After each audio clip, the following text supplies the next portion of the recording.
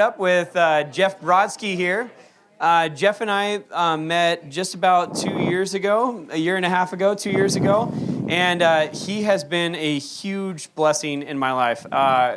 They are one. He's a customer of AMC, which is one of the companies we own. But he's also been just an amazing person to talk to and get to know, and it's been fun to grow together. And then he's seen me grow, and I've seen him grow, and it's been really cool. So I'm very excited to have him here. Would you guys give him a quick applaud for making it out? So very cool. And I'm going to let him tell you a little bit about his backstory, what he's done that's kind of led him to where he is now, and what you're doing currently, and we'll go from there. Thanks, guys. Sure. Thanks, James. Yeah, it's been awesome working with James as well, and our company.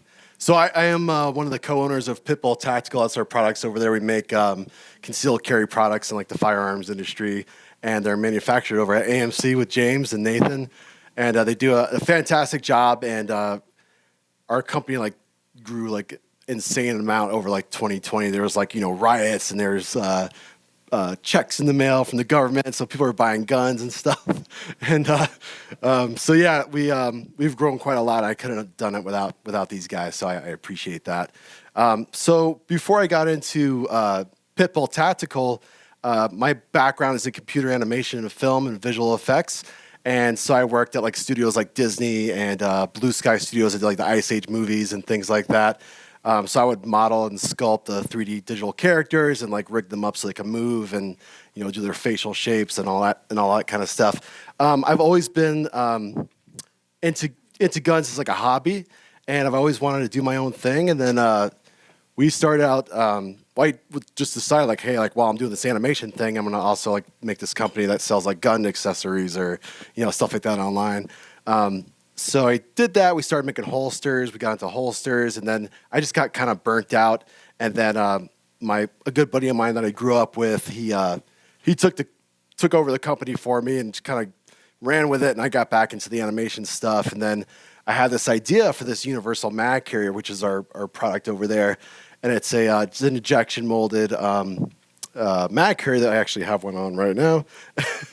But yeah, so came up with that. My buddy, I came back into the company, and then we developed it. Since I have a background in 3D animation, I was able to help him like model it and design it. And yeah, so we finally got that launched off the ground. We got in with AMC late 2019, and then that's where we are with that. And when it comes to Bitcoin, this is just like a passion of mine as well. Like everything freedom related. And I believe that Bitcoin is one of those technologies that's going to enable freedom for like the whole world when it comes to money, because right now the power of money is kind of like held in the hands of a few. And one of the let me jump back for a second. So I got into Bitcoin in 2013, and it was like maybe late 2012, 2013 when I first heard about it. And like when I heard about it, it's like, all right, digital currency. It sounds like something out of like World of Warcraft or like maybe just something like nerdy people are into. And it was, it was like, that's kind of cool, but it's never going to take off. I didn't understand how you could have something digital and it be scarce, because, if you think about what happened with MP3s and the music industry, where like, that MP3s killed the music industry because you could just share music, and you could just copy songs, and it was no big deal. So I thought, how can you have money and keep it scarce? So I bought, actually, my wife was like, hey, we should buy in Bitcoin. It was like $15. I was telling Nathan. She was like, let's put out like a giant chunk of change on it. And then, it was just kind of like a joke, and like we weren't really taking it seriously. And then it was like $30, and it was like, oh, we missed the boat. And then at $190, I was like, all right, I'm going to buy like 2 Bitcoin. And like, this is crazy. I'm going to meet this guy at a coffee shop and bring some cash with me. And like, I'm kind of like looking around at like people on their computers, and I'm like, where's the guy? And it's like, this guy, he's kind of looking around, and I'm like, oh, that's the dude. So yeah, I sat down, like that was the first thing I gave my money, and like he sent it to I had a little wallet on my phone, and it popped up on there, and I was like, all right, man, thanks. But yeah, ever since then, I've just been super into it and learning about it. And I wanted to, I'm like one of those guys, if anybody's like, hey, you ever heard of Bitcoin? I'm like, yeah, I have like a hat, and like I'll tell you all about it. So I'm really pumped to be up here today to talk about it. So talking about like digital scarcity and everything, I just kind of wanted to point out one of the problems we're having in our country now is just that the government printed $3 trillion last year, and like it doubled the amount of U.S. currency that's in circulation in like 1 year. And you have to think about what that does to the buying power of money in your pocket or money in your bank. Everything's getting more expensive, and you kind of grow up thinking that inflation is just kind of some part of nature that nobody ever really explains. It's just like, yeah, like people have the means to print money and give it to their friends. Like that's going to happen, right? So, and contrast that to Bitcoin. I just wanted to kind of grab your attention, I guess, for a second with like if you had taken $1,000 and invested that, let's say 10 years ago into Google, you would have $6,000 now, and then Facebook, today it would be $9,000, and then Amazon, $22,000, Netflix, $34,000, Tesla, which is pretty crazy, that's $159,000, and then Bitcoin would be like $237 million. So it's a pretty insane asset class, and it's definitely something to like not glaze over or take lightly. I think it's changing the world as we speak. Just to kind of understand the power of what it could do for society is back last October, there was a Bitcoin transaction in the amount of $1.2 million. So that was sent, I don't know where it was sent to, but the fee to send that money was $3.70. And it took like 10 minutes to send it. And it was just as easy as like sending an email, basically. So you can understand how transformative this technology it can be. So Bitcoin was released to the world as like a white paper. And what a white paper is, it's just like a thesis kind of project. And so somebody on a cypherpunk crypto kind of message board back in 2008 under the name Satoshi Nakamoto, he just put this out there and said, hey guys, I have this idea. Because cryptocurrencies have been around since like the 90s or so. But one of the main problems they couldn't figure out how to solve is how to keep people from double spending their money, right? So typically you have to have some kind of third party or some kind of trusted company or institution to make sure that nobody's like double spending their cash that they have. So he actually came up with a way that solved that problem that was called Bitcoin, and he invented the blockchain. Have you guys heard of blockchain technology at all? So it's kind of like a buzzword that goes around, but few people really understand what it is. And we're gonna go full nerd tonight and understand. Like you're gonna walk out of here and you're gonna know what a blockchain is and how it works. Cool. One last note on Satoshi is quick. Like after he released his code, he like open sourced it. Anybody could grab it. Anybody could develop on it. People just started kind of playing around with it and mining Bitcoin, and he just disappeared off the face of the earth. So I don't know if it was intentional or if he knew what he like unleashed onto the world and didn't want that target on his back, or people think he might have died. Like there's all sorts of theories on that. But so he's out of the picture, which is an important note because when there's like a founder or a leader, like an icon, if somebody wanted to destroy Bitcoin, they could corrupt Satoshi Nakamoto or say like, oh, we have pictures of him doing X, Y, and Z kind of thing. Like you see that stuff happen all the time. So Bitcoin is borderless. It's totally decentralized. There's tens of thousands of individual computers around the world running the software.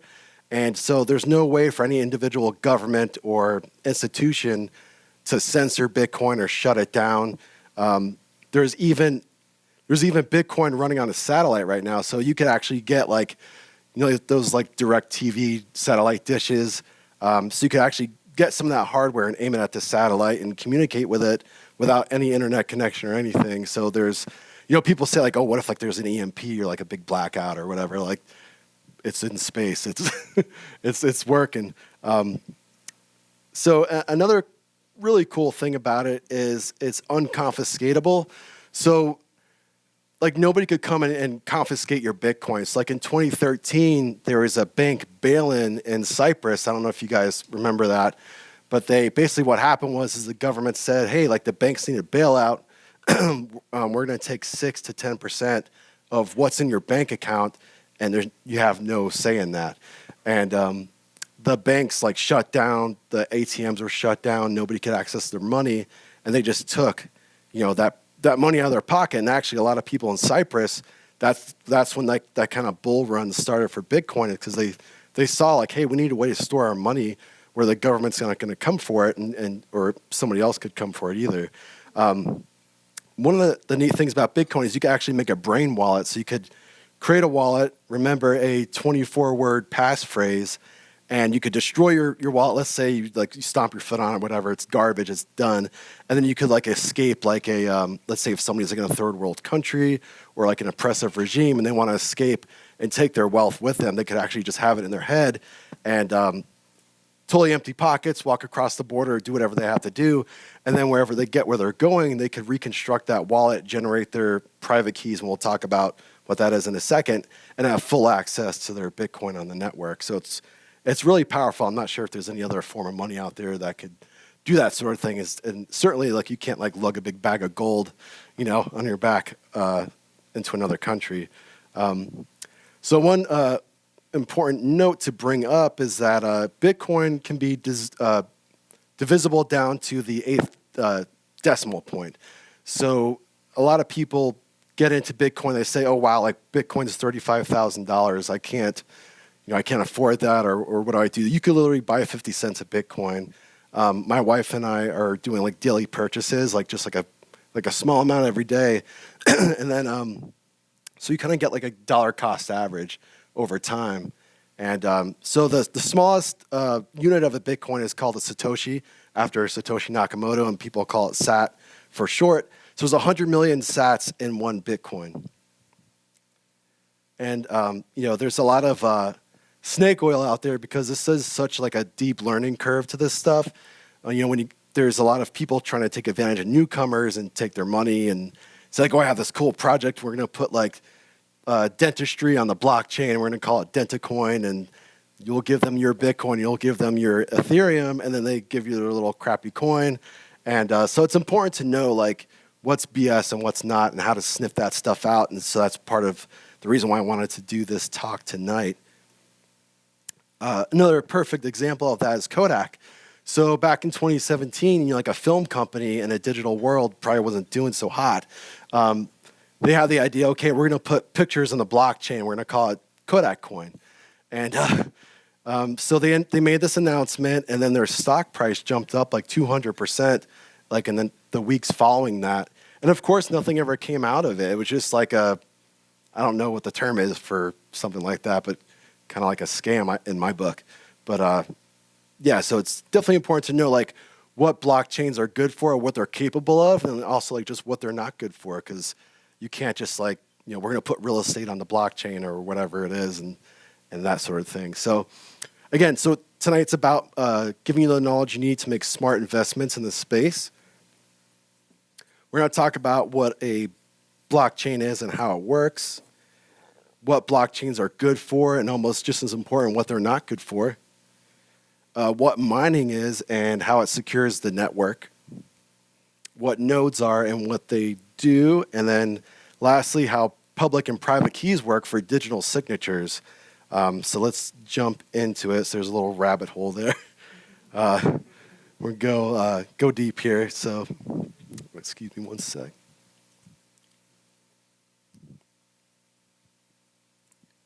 All right, so to understand what a blockchain is, we kind of have to start like at the smallest part of it.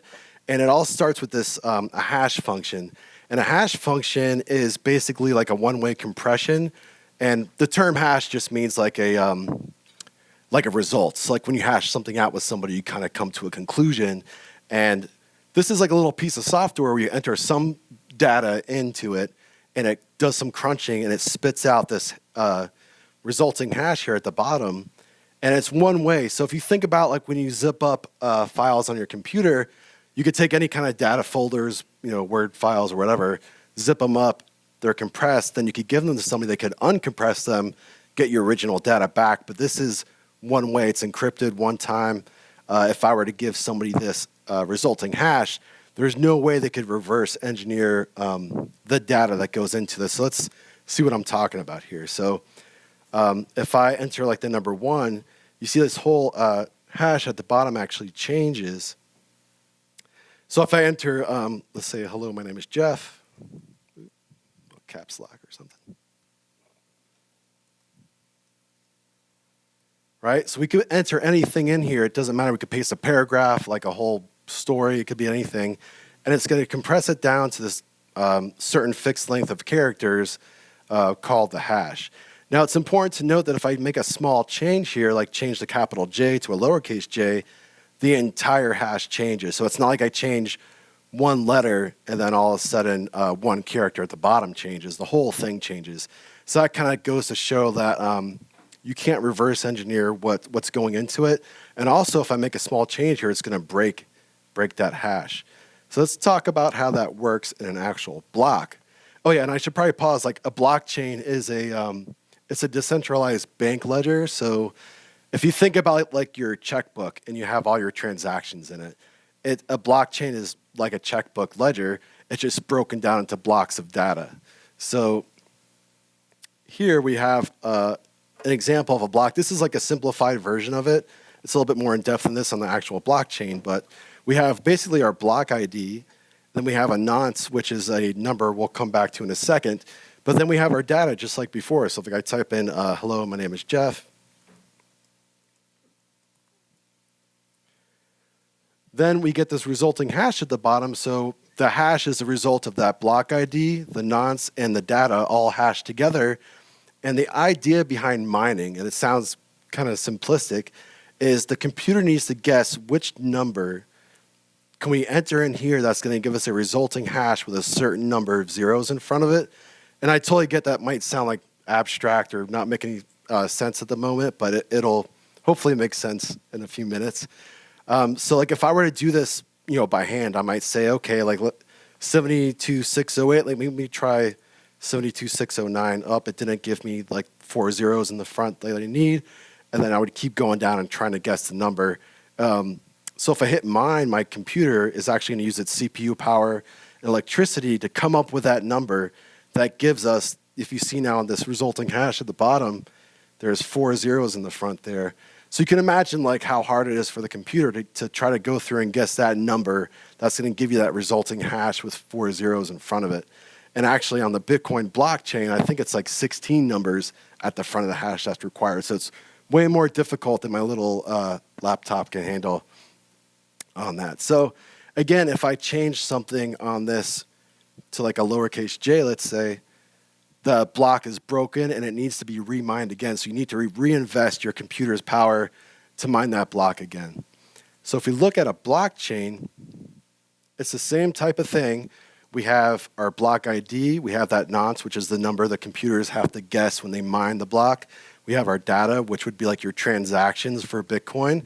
And then we have also our previous hash. So this is where the blocks actually get hooked together, where you'd have a block, let's say block number 2, has the previous hash from the first block. So you can see down here hash, or block 1 has, 0001578, and that's right here at the previous hash for the second block.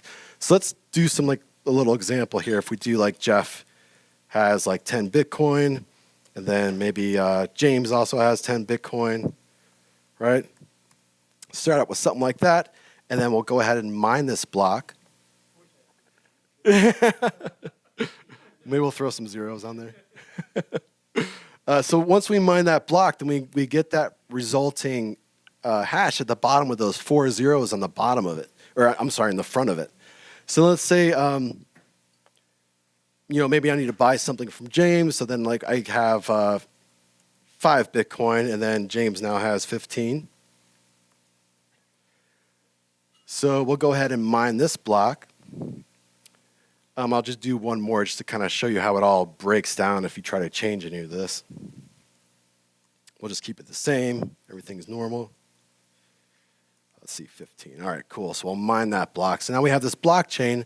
It's been mined on a simple example, like I've invested my computer's power and electricity to mine this block. So that this is called proof of work, where we have proof that my computer invested time, power, and electricity and resources to mine and secure this block. Now, let's say if I'm a bad actor and I'm going to say, you know what, 5 Bitcoin just isn't good for me. I'm going to go back and throw a 0 on mine, but I'm just going to leave James's the same. So then the whole thing breaks because we break that first block.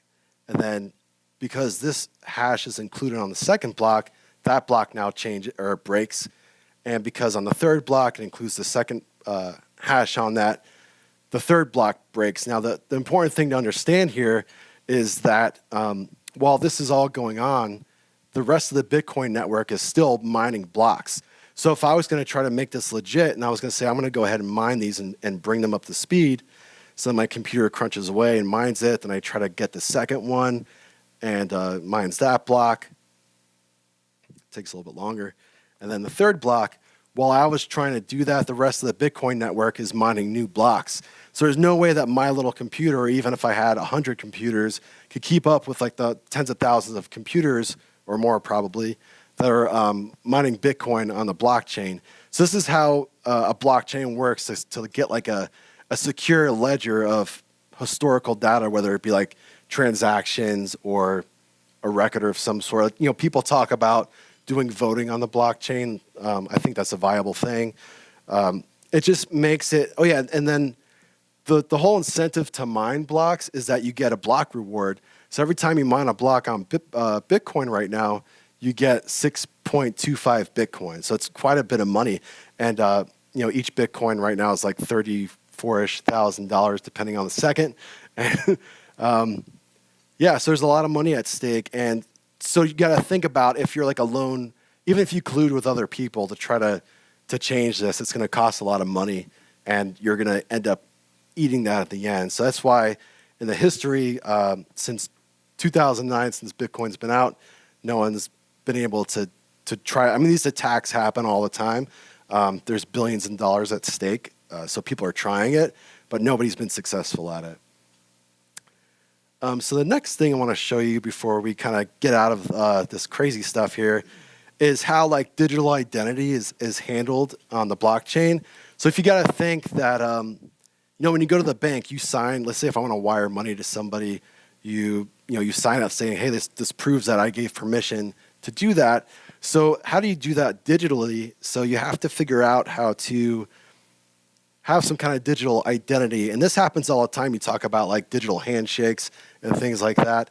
And this is how that works. So you have a private key. So it's like the key to the kingdom that you keep private and you keep safe.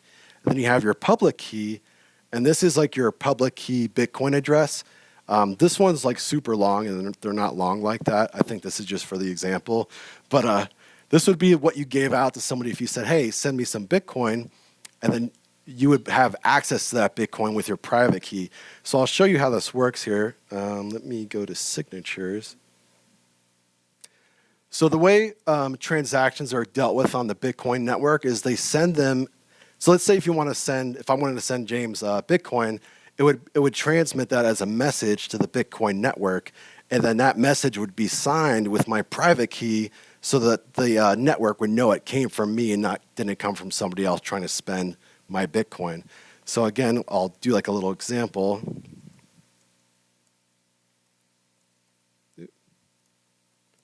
So that's my message. This is, you could put anything in there. And then this is almost like that hash function, right? So we have our private key. When I sign it, we get a signature. And with the signature, you can verify. So if I go to verify here, so if somebody else has my public key, which is totally safe to give out to people, and they have my message and they have my signature that I generated with that, you could then verify that, yes, that person had that private key so that that person gave permission for that Bitcoin to be spent. So let's see how that looks on a transaction. I'm sorry if I'm going kind of fast.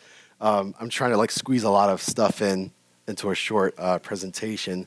But so let's say here's like an actual transaction. I want to send $20 from this Bitcoin address, which is a public key, and I want to send it to somebody else's Bitcoin address, which is also a public key.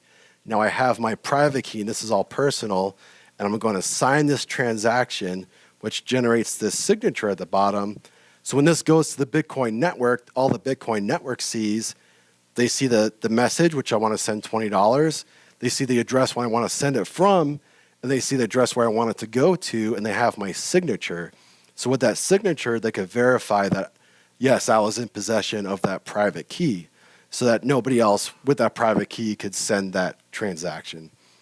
So I guess we should probably pause for a second and just see, like, does any of that make sense to you guys, or any questions in relation to, like, the blockchain stuff or the hash function or public-private keys?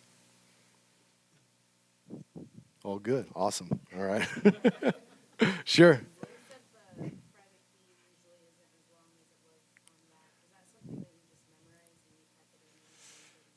No, typically that's the public key. So typically there's like a QR code and you scan it, or you could copy and paste it. There's a lot of like second layer technology that's being built on top of this. So you could, just type in somebody's name, or have like a set of addresses under your phone number or something like that. That would make it a lot easier to work with. So these are just this is like a learning website that somebody put together, and I actually have a list of links that I'm going to give out at the end, and I have all this stuff on there. So if you guys want to play around with this stuff after, late at night when you're like, I can't wait to play around with that blockchain. Cool. So the last kind of section I want to talk about when it comes to the Bitcoin network are nodes, and let me go back to presentation. So nodes, so you have the miners, and they secure the blockchain. Now the nodes are the individual computers on the network that listen for the transactions and verify the transaction. They verify that the person had the private key, and once they verify a transaction, they enter it into the next block to be mined, basically. So a node is, like a mining computer is very expensive because it has to do a lot of expensive computations. You could build a node like on a simple Raspberry Pi computer, and basically what this is like a single board computer, and you could see here it's like $30. You could buy one, and they run like Linux or whatever else, and you could just make your own Bitcoin node. You don't have to have a Bitcoin node. You could just have a wallet on your phone, and that'll rely on somebody else's Bitcoin node. But if you wanted to really make sure that your money is your money and not going, making sure that a transaction went through and wasn't trying to be, fooled around with, you could have your own node and know that nobody was messing around with it. So to summarize, Bitcoin is decentralized. There's no single points of failure. There's no CEO or board running the show. It's just a bunch of individual computers on the network and individual developers developing the software. It's trustless. Trust is not even taken into account when you do a transaction on the Bitcoin network, whereas in the legacy financial market, you need a lot of trust. You need to trust your bank. You need to trust the person. Like when you buy something online, you're you have to have trust there. Bitcoin's trustless, and it's totally peer-to-peer. There's instant transfers almost, and very little to zero fees when you do so. Again, it's unconfiscatable, so your money can't be taken from you unless you give it away willingly, which I think is super important. And it's hard money. It's a fixed supply, and there's only 21 million Bitcoin that'll ever be mined. And if you think about, there's 46 point something millionaires. I'm sorry, 46 million millionaires in the world. So if you think about how rare it is to own one Bitcoin, as opposed to how many millionaires there are out there, you could kind of understand as this gains importance, how important it could be to have just one Bitcoin. It's censorship resistant as well, so governments and institutions can't censor transactions, like what you're seeing with former President Trump. His banks are shutting him down. They want to kind of silence him or anybody that has to do with him. So, if you're working with Bitcoin, then that's not a problem. So before we end, I'd like to talk about like altcoins and Ethereum because I know that's another big subject as well. So an altcoin is basically anything aside from Bitcoin, and when I mean Bitcoin, it's like Bitcoin and the ticker is BTC because there's a lot of other like Bitcoins out there that kind of copied the code and they made it their own thing. And there's like Bitcoin Diamond and Bitcoin Cash and all that sort of thing. And the real one's BTC Bitcoin. So let's take a second to talk about Ethereum.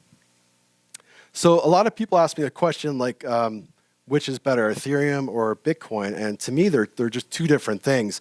Where Bitcoin is set out to be peer-to-peer digital cash, hard money, Ethereum has set out to be a decentralized platform for applications that are called decentralized applications, or dApps for short. And there's also smart contracts. It's almost like a good example for like what that would be good for is if you remember like the Parler app that was that President Trump tried to switch to, and then people were trying to go onto it. And then Amazon pulled the plug on their servers, and Apple took them out of the App Store. So they were censored, and they were silenced, and they were shut down.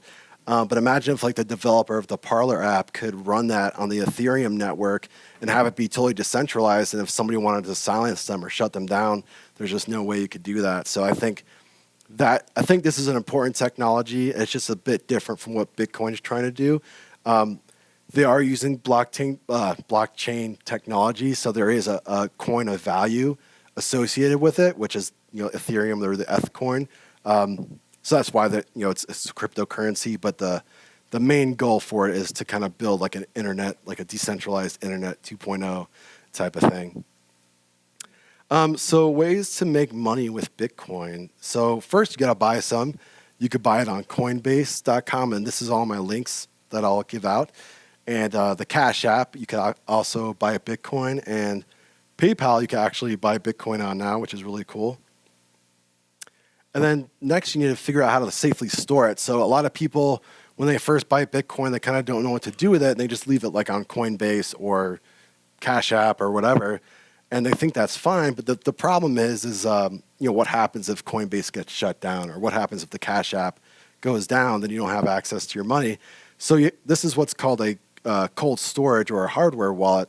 This is like a little keychain type device, which is it never connects to the internet, and this generates your private keys for you, like in its own little glass bubble, kind of away from all the dangers of the internet. So then you use that to transact with Bitcoin, and if your Bitcoin, you never like own your Bitcoin, you just own your private keys. The Bitcoin are just numbers on a ledger on the blockchain. So it's important to store your private keys on something safe like a Trezor, and I have links to this as well. So then after you buy it, there's a term in Bitcoin called hodl it, right? You probably know about it. So it's like there is like a misspelling of the word hold, and it just kind of took and became like a meme in the Bitcoin world. So just hold it. Like if you buy some, I'm pretty confident it's going to keep going up in value, and I'll show you why here. So here's a chart with the Bitcoin price and these little colored dots, and we have this. So where it turns blue to red, that's where there's a Bitcoin halving, and what that means is that the block reward for mining Bitcoin blocks gets cut in half every 4 years. So 2016, it was like 12.5 Bitcoin reward for mining a block. And then recently in 2020, back in May, it got cut in half to 6.25 Bitcoin. And so, back in, when was this, 2012, this is when the halving took place. And then we had a giant bull run. And then we kind of returned back to the mean. And then 2016, we had another halving every 4 years. And then we had another bull run, and that ran us up to, $20,000, if you guys remember that. And then we had another correction. And then here we are just back May last year. We had the halving, and here we are just getting rolling with this bull run. And the price is, $32,000, $34,000 at the moment. And people ask, like, did I miss it? Is it too late? It's not too late. And this is going to keep happening. And let me kind of jump around here for a second. Well, Sorry. So there's plenty of room for growth. We're going to talk about the adoption rates and things like that, kind of where we are on the growth curve. But while I'm on the subject of making money, I'll stick to my presentation. You could build a mining farm. You could buy the mining computers, and you could, if you have good cost of electricity, you could be profitable mining Bitcoin. This is what a miner looks like. They're called ASIC miners. They're application-specific integrated circuits. And all that means is there is microchips built for one purpose, and that's mining Bitcoin. And that's what these are. Because like a CPU on my computer, it's built to handle any type of calculation, to be flexible, and it's not as fast at solving the SHA-256 hashing algorithm like these ASICs are. And if you have a company or an institution that wants to invest in Bitcoin, there are some links from, there's a guy named Michael Saylor, which we were speaking about. He has invested, I think, over $1 billion into Bitcoin with his fund. And he has a lot of information out there, like how to do bookkeeping, legal stuff, all that stuff's out there if you want to get your company or a business into investing into Bitcoin. Next, you could accept Bitcoin as your business. If you think about it, the price of Bitcoin was $8,000 back in September. So let's say if you had an invoice or whatever, a bill for $8,000, and you got paid for that, if you were able to hold on to that, today, it's $35,000. So it doesn't always work that way, but you could, if you have the means to do that, you could definitely do that. Another thing that's really hopeful for the future is there's the number of Bitcoin addresses that have over 1,000 Bitcoin in them are growing. So that means there's a lot of institutional investing coming into the space. And so that just kind of more fundamental data just to kind of point to where things are going. And things are just getting started. And here's what I was talking about with the rate of adoption. So this is just like a S curve, basically. And at the beginning, when there's a new technology, you have your innovators, and there's a small 2.5% of people that kind of get on board. And this is probably Bitcoin back in 2009, 2010, 2011, and just the super crypto nerdy guys that are mining this stuff in their basement and buying pizzas for 10,000 Bitcoin or whatever. And I believe that we are right here in this early adopter phase. Like I was saying before, most people I talk to haven't really heard of Bitcoin or know how to use it or own any. We're super early in the game, and as this kind of takes off, we're going to see this really aggressive uptick and adoption, and that's going to also drive the price. And here's some other technologies that kind of exhibit that same growth curve. Try to look at one of these. This is air travel from 1940s till now. You kind of see it starts off slow, shoots up, and kind of plateaus out when everybody gets on board. If you think about the market cap of gold right now, I think it's $7.3 trillion. And if Bitcoin were to take that, then each Bitcoin would be worth $350,000. And there's a lot of people that believe that, going back to that chart I showed a second ago, where was it here, that after the next halving, or even after this bull run, we might hit $200,000 to $300,000 before the next correction. Jump back down here. And that's pretty much it. So here's the link to my links. It's just if you want to write it down, or I could send it to James later to give out, and he can email it to everybody. It's just bit.ly/JeffB_Bitcoin. And my email is jeffb. I'm sorry, I'll leave that up in case somebody was writing it down. My email is jeffb@pitbulltactical.com. And I love talking about this stuff. So if you're like, hey, I have a question, I will talk your ear off about it. So yeah, thanks for having me, James. I appreciate it. Any questions I'm sure we might have too. That was just an arbitrary number that Satoshi came up with.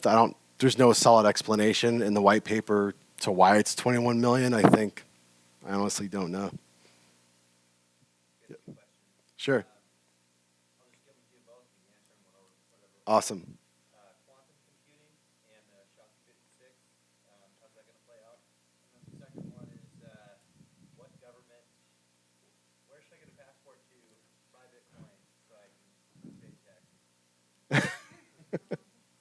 I don't know if I can answer the second one, but yeah. So a lot of people think like the mining, the strength of Bitcoin is all that computational energy that's put into mining, and the point is like, well, what's going to happen when quantum computers come on board? Are they just going to annihilate the network and be able to double spend and do those types of attacks on the network? And one of the things you kind of have to understand about quantum computing is, while there is like quantum computing out there, they're just really not viable yet. Maybe someday they will. It's kind of like cold fusion. Like there's this idea of it, but nobody's really been able to attain it yet. It's really, I don't know if it'll ever be a threat, but let's say it does come on board. The way the Bitcoin mining network works is the more miners that come on, the more computing power that comes onto the network, the difficulty increases. So let's say if there's a new computer that comes out that can mine twice as fast as any of the other miners out there, the network quickly adjusts to that. So in theory, if a quantum computer came on and just like started destroying the network, the difficulty of the hash rate would just increase exponentially to kind of keep that under control. Does that make sense? Sure.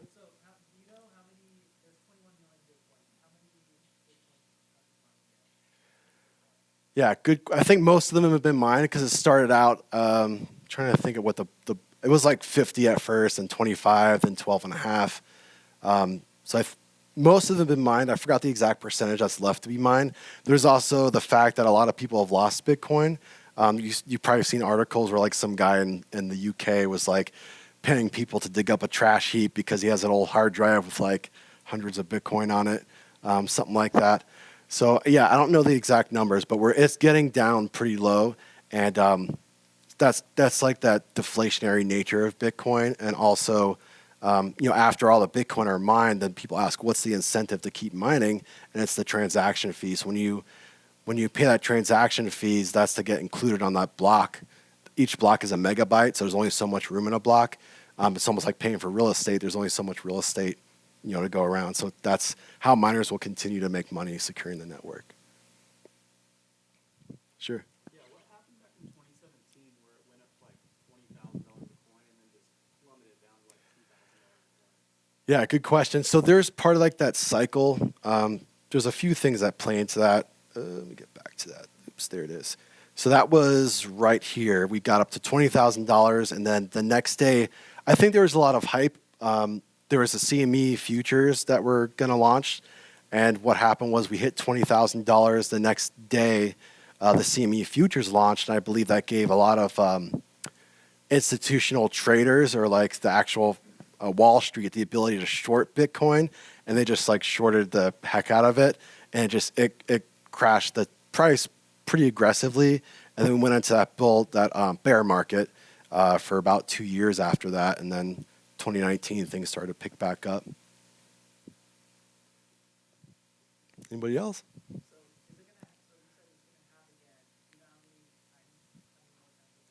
Yeah, I think it's like, I'm trying to think of the year. It's pretty far off in the future that it keeps going till it just stops. I could probably look that up, but I don't want to get caught up.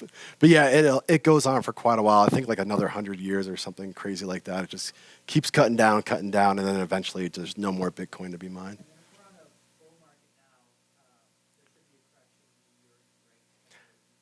Yeah, so during a bull market, like if I look at the Bitcoin chart, let me zoom out here for a second. Let's do 4 hour. Let's do like weekly.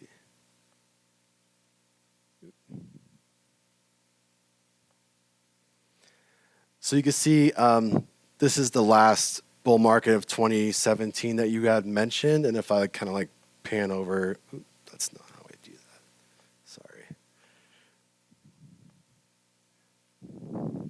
There's a number of small corrections that usually last 3 to 4 weeks, going up into that parabolic curve. So like right now we hit $42,000 in Bitcoin, and the price corrected. We're kind of trading sideways. And as to be expected, the same thing happened in 2017, where you can see these little peaks. Bitcoin crashed down 30 to 40%, then it went up, and then that happened 3 or 4 times before that big exponential run up to $20,000.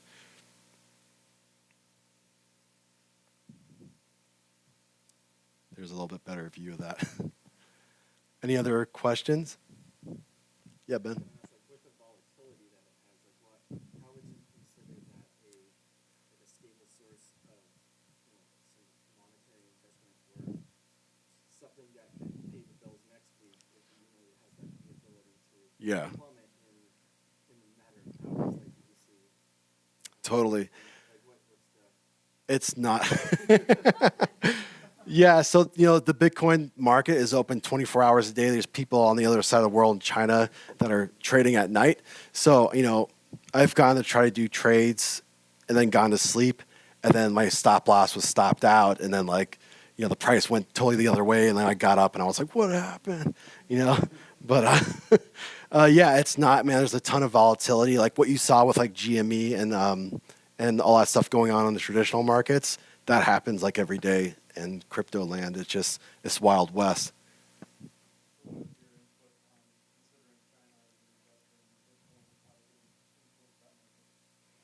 They've been investing in it, and plus they have, they produce the microchips, so there's a ton of mining that's going on over there. I just think it's going to drive the market. There's a big demand for an asset that is deflationary as opposed to inflationary, like the dollar, and I think more and more institutions are just going to come on. It's just another player in the game, but I don't think they have any type of influence, over controlling Bitcoin, if that's kind of what your concern might be. Yeah. I guess another big concern of mine I haven't got a good answer to is what happens if a Federal Reserve like ours makes their own crypto to displace Bitcoin? What happens? Yeah, that's totally going to happen. If you think about like what's going on with like if you go to the store and there's like they don't have change, because of COVID or whatever. I think we're definitely marching towards a digital currency for the United States and probably for everywhere. So you're going to have these like central bank digital currencies, and I believe they're going to come out and they're going to be, they're going to know everything you spend your money on. They're going to confiscate your money if you have wrong think or whatever. You post something wrong on Facebook, then your account's locked up.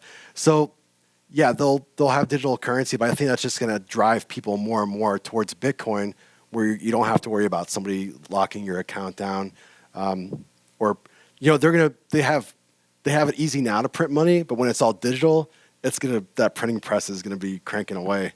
So it's just gonna, the buying power of the dollar is gonna continue to sink.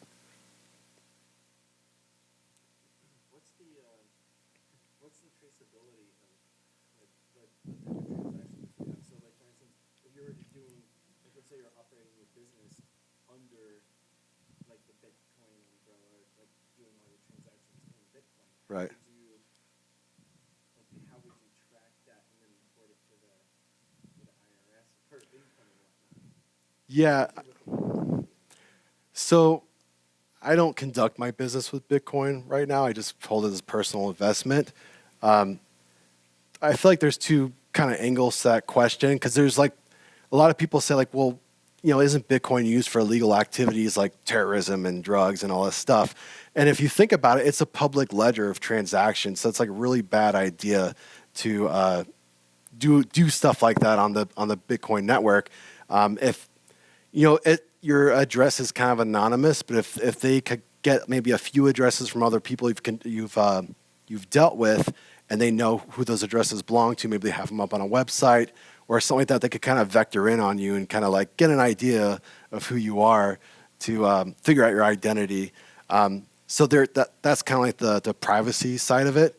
The second part is like, how do you handle bookkeeping and taxes and things like that? If you trade Bitcoin like on Coinbase, you could, at the end of the year, Coinbase will send you a transaction list, your profit and losses, and like that plugs into your accountant and your CPA, and they could take that. But as far as bookkeeping for day-to-day operations, I'm not sure.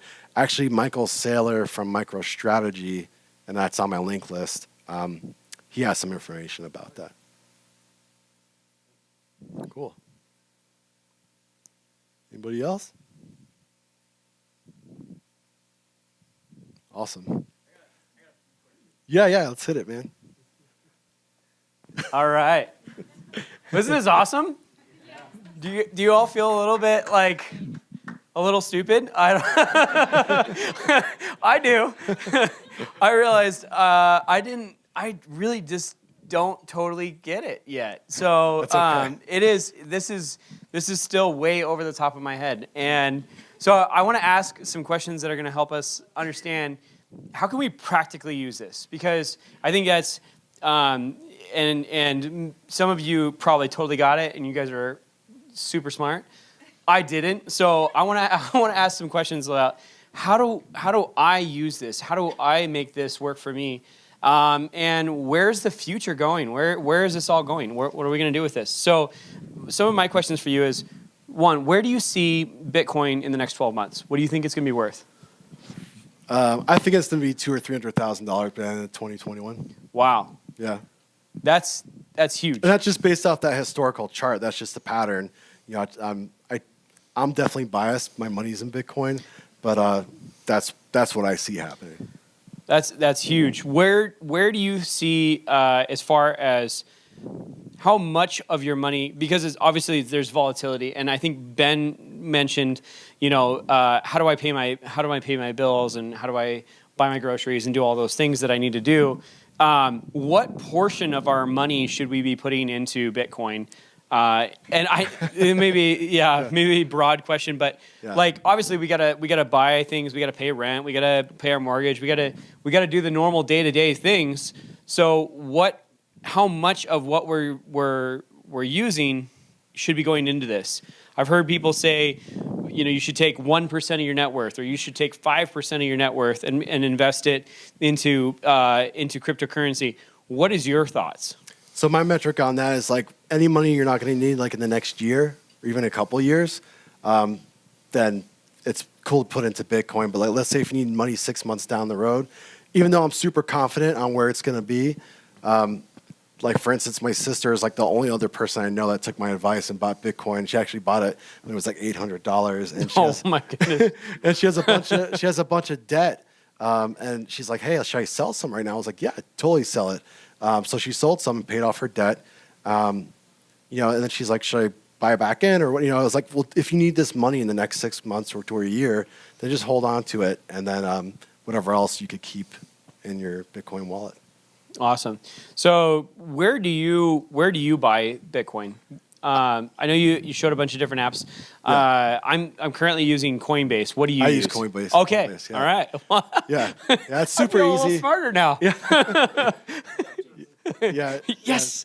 Yeah, Awesome. it's super easy. I haven't tried Cash App yet or PayPal. Those kind of Cash App's been around with Bitcoin for a little while, but PayPal is super new, and I think that was part of that announcement with PayPal. Definitely drove the price up. It might have been like 3 or 4 months ago that they kind of came on board. So Awesome. Where do you see Bitcoin in the next 5 years? So there's a new second layer technology called the Lightning Network that's being developed right now on Bitcoin, and it actually works. So Bitcoin, it's turned out to be more of like a store of value, and also like for major transactions, because the throughput of Bitcoin, because you have to put all these transactions into a block, mine the block and all that sort of thing, it can't keep up with like what Visa and MasterCard do, which is like thousands of transactions per second. So people came up with this like second layer to Bitcoin, which is called the Lightning Network, where that's like a whole nother thing, but it's more of like microtransactions, and like the idea could do like millions of transactions per second. So like there's ideas of like, oh, I only pay my car insurance by the mile, or if I'm watching a movie online, I just pay by the second, and it's just like just charging, Wow. Whatever Satoshi per second or whatever that is. So is that? I guess my understanding is that Ethereum is kind of working in that direction. Is that correct or no? So the future of Ethereum. So Ethereum has some challenges that they're facing because they're dealing with so much data on the blockchain that they can't keep up with it. So they're trying to come up with ways like to get around. Instead of mining, they want to move to a proof of stake model, which just means that instead of miners on the network, you're going to have people that have a good amount of Ethereum, so they have skin in the game to lose if they try to do a fraudulent transaction on the network. And it's just a different model because they're dealing with so much data. And there's another thing too, where Ethereum is flexible. It has this like complex scripting language that has all this capabilities in it, but also leaves you open to attacks.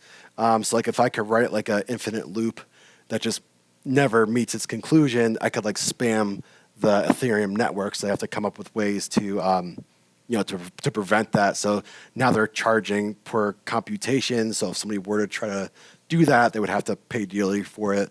So it's just a lot of different things. And I think they're still kind of figuring all that stuff out. And I think it's a really important technology. It just hasn't reached that that place yet. Do you see? I've heard a number of different places are currently accepting Ethereum Bitcoin as like actual currency. Yeah. So you can Countries there's actually like restaurants that are exclusively Bitcoin now. Like you can't go to the restaurant unless you carry Bitcoin. Wow. That's cool. I received. I've got a friend that's pretty obsessed with cryptocurrency. I think is it dead? Die. I think it's dead. I've got a friend that's pretty obsessed with cryptocurrency, and they've been sending me updates all the time. What do you think the timeline is before we see more of that become kind of common or normal? I think the user experience for Bitcoin is kind of lacking, for a better term, like right now. Like for someone to get a wallet and to like get their first Bitcoin and be able to send a transaction, it's a little bit tedious and it's kind of scary, especially if you put a lot of money into it. So I think just like that user experience needs to be developed a little bit more. So where, like I could give my mom she doesn't have to think about like a wallet or the blockchain or mining or any of that and just, QR code or something and just like not even think about it. So we're not there yet, but probably in the next couple of years for sure. Next couple of years. Awesome. I think this is really a neat. I think it's a neat opportunity. Bitcoin has been around since 2009, and you look at where it was trading and where it's currently trading. It's obvious there's something going on there, and I think that as Jeff has indicated, it has made him a lot of money. It's obviously made a lot of other people a lot of money. It's made people billionaires as well. So what would you tell this group? We've got people from all different industries, all different places. What would be like one or two things that they could take home tonight and start doing immediately that they can do? I think learn more about it. There's a couple books and the links I'll send out. You could check them out. One of the things, if you just invest in it without kind of knowing about it, and that's why I wanted to come here tonight and just kind of go under the hood a little bit with it. As soon as that 40% drop comes, you're going to freak out and get out, But if you know about it and you have faith in the technology, you know what it means for the world, then that kind of gives you the strength to hold your position and make it to that next level. So I think, having some knowledge while investing, and also, buy some Bitcoin, go on Coinbase, spend $10 or whatever it is, get a wallet on your phone, send it to your phone, maybe have somebody else get a wallet and send them that $10 on their phone. Just see how it works. And a lot of things click when you do that and compared to like our current monetary system where, I have a credit card, but it takes 3 days for that payment to clear into my bank and it could be reversed. There's no reversing a Bitcoin transaction. Awesome. All right. Do we have one more question? One more question? Over there? Or? I was just curious. Any smart business person leverages other people's money, right? If the interest and whatnot makes sense, you do that. Sure. Mm-hmm. What is your advice about, $20,000, $30,000, $40,000, 0% interest? I'm sitting around doing absolutely jack shit for me. Do I go out and buy $20,000 of Bitcoin and be like, cool, by the time I actually have to make a payment on that 18 months down the road, it's upticked again? Then I'm looking over my shoulder if something. No, I think people have done that. People have sold their houses. People have taken out second mortgages and stuff. That's like a personal decision you have to take. And I think when you take some risk like that, you should understand the charts and understand the market, understand the volatility of it. If Janet Yellen came out tomorrow and said, hey, we're going to arrest anybody who owns Bitcoin, the price is going to drop. I mean, it's not going to tank it to zero, but it's going to certainly steer the market, and that could offset your horizon on that. So you just have to understand those risks. Yeah. Yeah. I mean, I am not taking out credit cards and doing it, but every excess bit of cash that we have, we are putting into Bitcoin. Max. As you were explaining all this and the growth and then the limited amount of Bitcoin, for a lot of us, especially the younger people, to me it sounds like it's probably much more worthy investment retirement-wise than everything that's being pushed and told to young people. You have to get a 401k and whatever, 7% a year, you know, and special growth. Like all that's great, but like for a Roth, you're limited to $5,500 a year. You don't only put any more in, right, post-tax, so you don't have to pay tax later. In this case, say you're investing $200-300 a month in your retirement in Bitcoin. You get it in your wallet. 30 years later, that grows, and then it's all tax-free money, or is the government going to figure out how to? They're going to want to know where that money came from, whether it's reported from Coinbase or let's say you find a dealer on the street like I did, right? That's like, yeah, I'll take your 10 Bitcoin or whatever at however many millions of dollars by then. That's going to go into your bank account, and then the government at some point is going to say, hey, where'd you get this extra money from? And you're going to have to answer for that. So. Bank account as in U.S. dollars? Yeah, U.S. dollars, or my plan, my goal is just to hold Bitcoin till at some point you can just buy a house with it. You don't have to go back to U.S. dollars. Again, you're going to have to show like, hey, you bought like a $2 million house. Where'd you get that power from, that buying power? But So once it hits, even if you're transferring from Bitcoin to Bitcoin, once it hits physical goods, something's gonna. yeah, I think once it hits the real world, that's when it gains attention. Like if you're driving a Lambo down the street with a license plate that says Bitcoin on it, people are going to ask questions. Well, I guess worst case scenario is if you do cash out, you have to pay tax on it later. You can put in, you're not paying $5,500 a year. Yeah. So you showed the S-curve for Bitcoin, and you said that we're in early adopters. Right? Yeah. Yep. Where's Ethereum? I think it's in the same place. It might be even a little bit earlier than that, just because the technology hasn't matured quite as much yet, and they're still trying to hash out some things. Oops, there it is. So, yeah, I think we're still early adopters for everything, like somewhere within that range. We're definitely not like the innovators, but we're definitely early. Awesome. Well, would you guys give me give a hand to Jeff Brodsky? Woo! Yeah. This has been amazing having you here and talking about cool. Bitcoin. It is something that I think that I think it's something that we need to know more about because I think that cryptocurrency is a real thing and it's gaining momentum. And I hope that at some point, 10 years from now or 5 years from now, you guys are going to look back at this meeting and say, wow, I can't believe that I got an intro into this cryptocurrency and I was introduced to it and I got an opportunity to start making some changes on how I handle my money and what I do with what I'm doing. So anyways, I'm really thankful that you were able to put this together. Awesome. It's very, very cool. I would love for you guys to support Jeff through purchasing some of his products. He's got some amazing products. He's got T-shirts over there, and he also has his universal mag carrier. Would you tell us a little bit about the mag carrier? Yeah, sure. It is one of the coolest products on the market. I got to see a photo of the FBI carrying this in front of the White House, and it was the point of the picture was not to promote the product. It was actually just a regular news article, but it had a picture of an FBI agent with a mag carrier sitting on his hip. We're delivering to the CIA. We're delivering to the FBI. We're delivering to law enforcement, and it's a very, very cool product that's been patented by Jeff Brodsky here. So Yeah. Would you tell us about it? Yeah, sure. So I don't know if you guys are into concealed carry or guns and all that sort of thing, but so there's magazine carriers out there, but they just fit one kind of magazine. And if you have a Glock or a SIG or a Colt 1911, you're buying a different mag carrier for that gun. And, I have one on me. A magazine is just a simple shape. It's just like a rectangle, right? Like, why does there have to be one one mag carrier? So we came up with that idea for let me pop it off my belt, for the mag carrier, which kind of expands. I don't know if you guys can see, but like it opens up.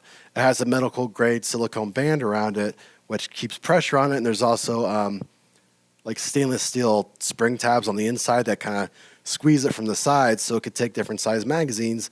So it doesn't matter what gun you carry. Like our motto is like, you shouldn't let your gear dictate, what you carry, right? You should be able to carry whatever you want. So yeah, that's the universal mag carrier. And like James said, it's being used by law enforcement, FBI, Border Patrol, all sorts of agencies, and we're super pumped about it. Yeah, very cool. Very cool.